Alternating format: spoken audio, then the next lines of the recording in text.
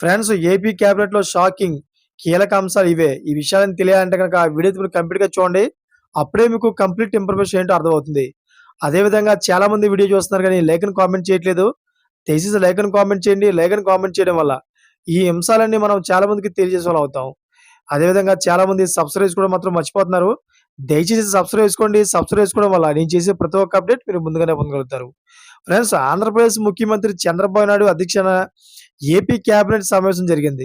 AP సచివాలయంలో జరిగిన భేటీలో రాష్ట్ర అభివృద్ధికి సంబంధించిన పలు కీలక అంశాలను మంత్రిమండలి చర్చించి ఆమోదించింది. ఎస్సీ వర్గీకరణ, సీఆర్డీఏ, అసెంబ్లీ, హైకోర్టు నూతన భవనాలు వంటి 24 ప్రధాన అంశాలే అజెండాగా కేబినెట్ చర్చలు జరిపింది. ఈ సందర్భంగా పలు అంశాలకు సంబంధించి మంత్రిమండలి ఆమోదం తెలిపింది. జాతీయ ఎస్సీ కమిషన్ నుంచి వచ్చిన ఎస్సీ వర్గీకరణ నివేదికపై మంత్రివర్గంలో పూర్తి స్థాయి చర్చ జరిగింది. ఎస్సీ వర్గీకరణకు సంబంధించి రాజీవ్ రంజన్ మిశ్రా కమిషన్ను చంద్రబాబు సర్కార్ నియమించిన సంగతి తెలిసిందే. ఆయన ఇచ్చిన నివేదికను ఏపీ శాసనసభలో ఆమోదించి జాతీయ ఎస్సీ కమిషన్కు పంపించారు. దాన్ని పరిశీలించిన జాతీయ ఎస్సీ కమిషన్ తిరిగి ఏపీ ప్రభుత్వానికి నివేదించింది. దీనిపై చర్చించిన మంత్రులు ఎస్సీ వర్గీకరణపై ఆర్డినెన్స్ జారీ చేసేందుకు గ్రీన్ సిగ్నల్ ఇచ్చారు. అలాగే సీఆర్డీఏ 46వ అథారిటీ నిర్ణయాలకు సైతం మంత్రివర్గం ఆమోదం తెలిపింది.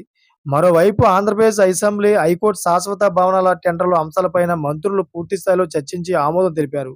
Thanks for watching friends.